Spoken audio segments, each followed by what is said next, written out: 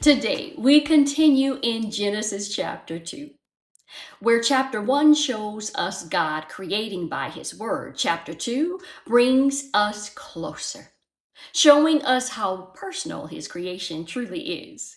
Again, I will read key passages, and I encourage you to read the full chapter on your own. The full reading reference is provided below. Genesis chapter 2, verses 1 to 3.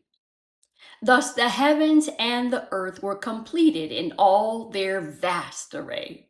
By the seventh day, God had finished the work he had been doing. So on the seventh day, he rested from all his work. Then God blessed the seventh day and made it holy. God finishes what he starts, and then he rests, not out of exhaustion, but completion.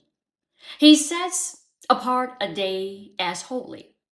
Y'all, rest is not an afterthought. It is part of his design.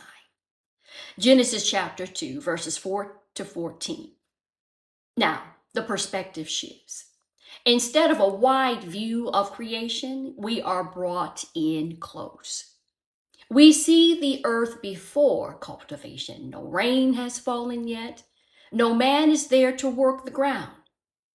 Then God forms man from the dust of the earth, not just by speaking, but by shaping. And then something happens that has not happened before. God breathes into him, and man becomes a living being. God plants a garden in Eden. He places the man there, and he provides everything needed: beauty, provision, and life. Genesis chapter 2, verses 15 to 17.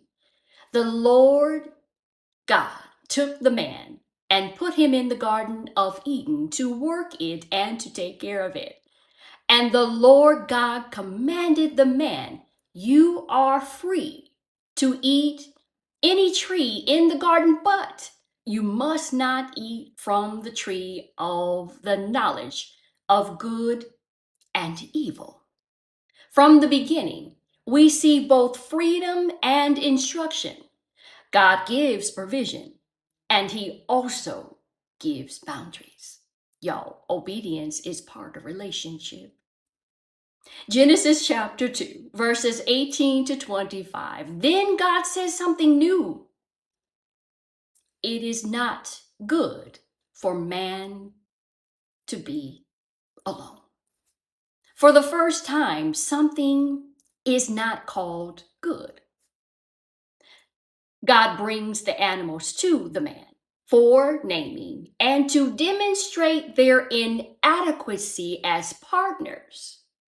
And again, but none are found to be suitable as a partner. So God causes the man to fall into a deep sleep. He forms woman from his side, not from the ground this time, but from a rib of man himself.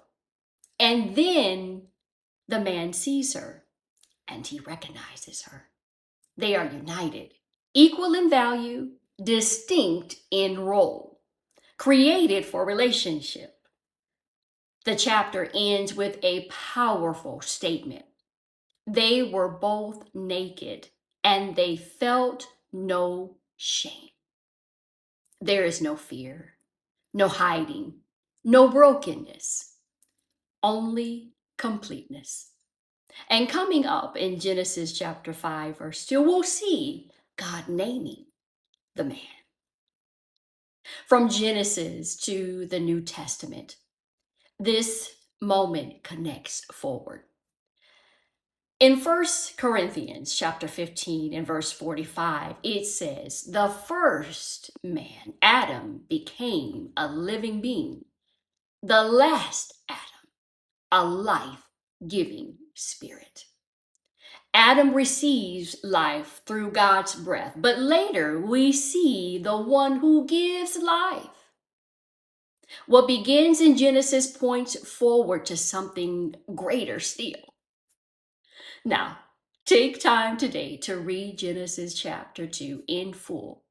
Notice how personal God is, how he forms, provides, and establishes relationship. Tomorrow, the story continues.